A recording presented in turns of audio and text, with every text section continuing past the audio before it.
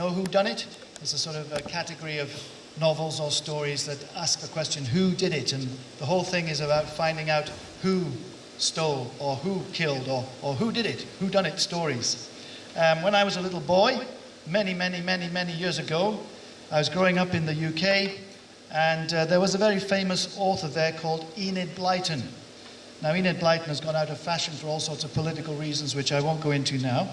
But we certainly enjoyed Enid Blyton. Anybody heard of Enid Blyton? Okay, just a few, yeah. So Enid Blyton wrote many children's stories. But the ones that I particularly liked were the 20, I think she wrote about 22 books under the famous 5 mysteries. They were called the famous 5. There were 5 involved. 4 boys and girls and 1 dog. So 5 people. And they would go on adventures. It seemed they spent every summer holiday solving great mysteries. And I remember titles like, I don't know if we got, yeah, there we are. 5 have a mystery to solve. 5 go to Smuggler's Top. That was a good one. 5 get lost on Treasure Island. Wow. 5 go to Mystery Moor. And so it would go on. They were always having adventures. It was fantastic. They were getting involved with smugglers, you know, pirates and people like that, or tracking down criminals, helping the police, because the police couldn't do it. And then they'd get trapped in caves, or they'd get sort of locked in deserted houses, and then one of the team would have to come and rescue them just in time before the criminals got them, and so on. Oh, it was fantastic. It was great fun. Solving mysteries. That's what they enjoyed doing, these famous 5. And it made very gripping reading, at least for me when I was about 8 or 9 or 10 years old. I used to enjoy these famous 5 series. Actually, they've been made into films as well. I think the BBC have produced them. Well, this morning, in our reading that we've just heard from John's Gospel, we have one of the most exciting mysteries, really, that you'd ever read about, the world has ever considered. It's the mystery of the missing body. The mystery of the missing body. Jesus had been killed on Friday, and his body put in a stone tomb, like a cave, I suppose. We're not exactly sure what it was like. It had been sealed with a great big heavy stone, which was too heavy for just one person to move. So it was absolutely sure that he was in there. And then a couple of Roman soldiers had also been put outside to stand guard to make sure that nobody got in and nobody got out. And that's where he was left on Friday. But despite all that, we've just been told in the reading that early on this Sunday morning, a lady called Mary Magdalene goes to put more cream and ointment on the body. They wanted to do this to finish the burial properly, to respect Jesus. And this is what happened when she got there. When she got to the tomb, she saw that the stone had been removed from the entrance. So she came running to Simon Peter and the other disciple, the one whom Jesus loved, and said, here it is, they have taken the Lord out of the tomb, and we don't know where they have put him. The mystery of the missing body. The body's gone, and we don't know who's done it, and we don't know where he is now. It's a mystery.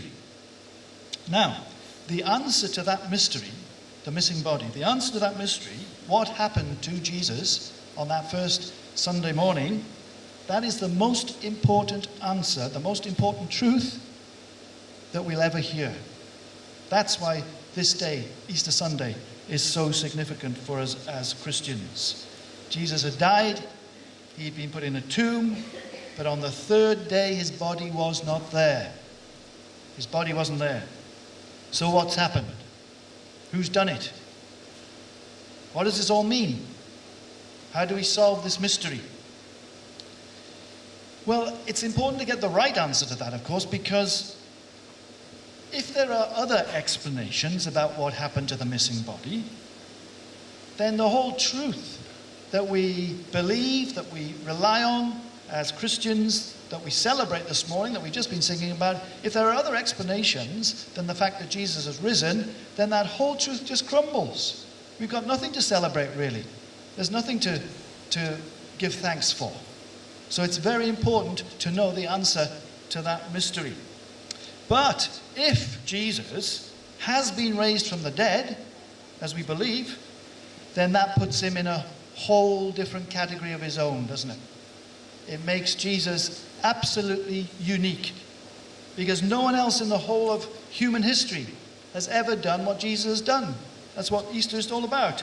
No one ever has gone to the grave, has died, and then come back again to be able to tell us what happens after death. Nobody else. That puts Jesus totally unique. And if that's the case, then he's the most important person in the world, and we should listen to what he says. That's why we gather as Christians and celebrate. He has come back from the other side of death, and he has every authority, therefore, to tell us about life and death and about God. He is who he says he was. Now, that's the heart of the Easter message. That's really what we're celebrating this morning, isn't it? The tomb was empty.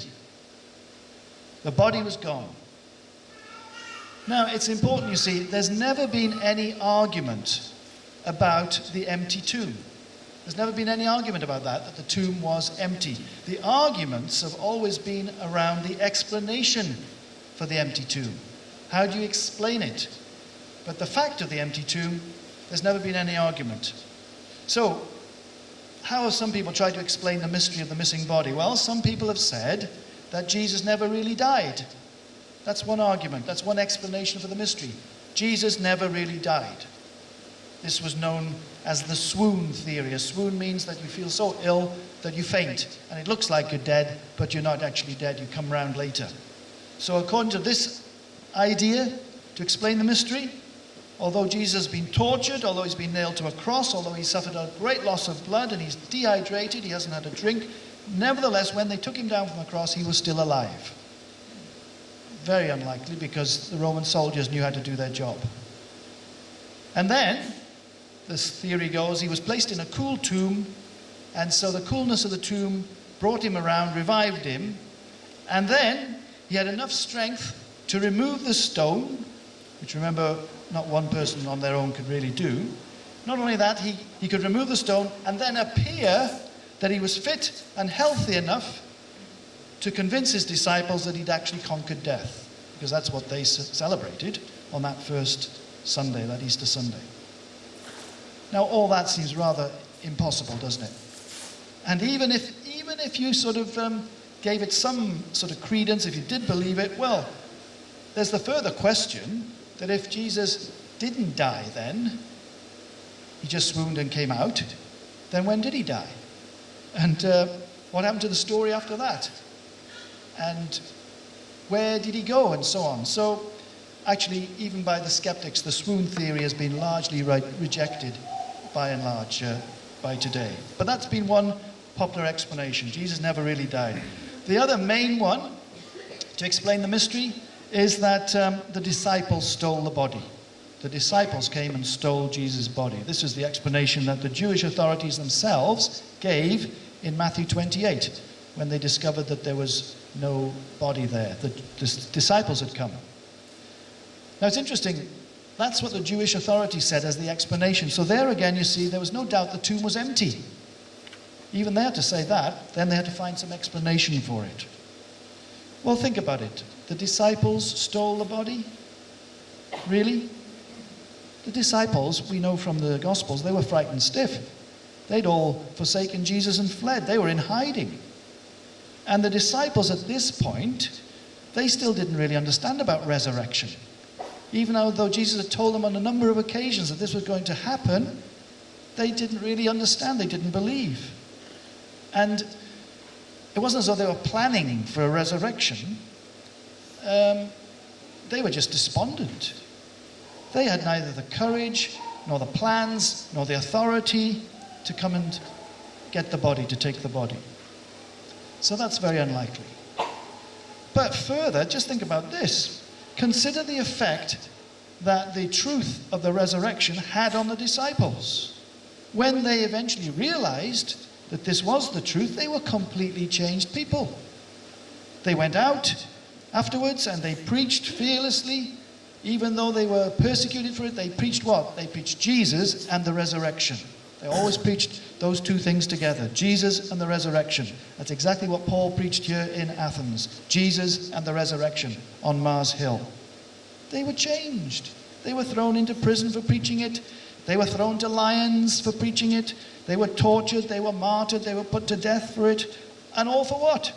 For a lie. If they stole the body. For a lie that they knew in their heart of hearts that they'd made up themselves. Psychologically very unlikely, impossible, I would say. And yet, that has been one explanation for the mystery.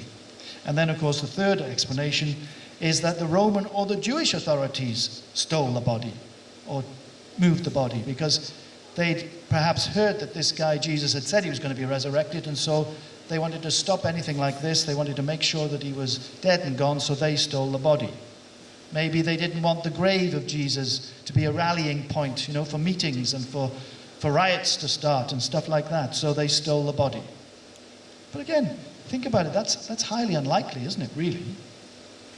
Neither the Jews nor the Romans had any reason, any need to remove the body. They wanted Jesus exactly where he was, dead, buried, and they knew where he was. And listen, if either of them had actually moved the body for whatever, political reasons or something, well then, why not later, when the resurrection story got about and when all this revolution started in Jerusalem, why not then, when the disciples were preaching openly that Jesus is risen from the dead, why didn't they just say, hang on boys, here's the body. We took it, and here's the body. If the Jewish authorities or the Roman authorities had stolen the body because they didn't want this thing to get off the ground, then they just produced the body. And then that would have scotched the whole thing from the beginning. So again, they stole the body? Not very likely. They could have just produced it. And Christianity would never have got started. We wouldn't be here today if they produced the body and Jesus was still actually dead. So no. That's not how you explain the mystery of the missing body. Those three explanations, who done it? No, I don't think that's really the explanation at all. We need to keep looking, we need to keep thinking, we need to consider all the evidence if we're going to solve the mystery. But we're going to stop here for a moment, and we'll leave Mary Magdalene with the question.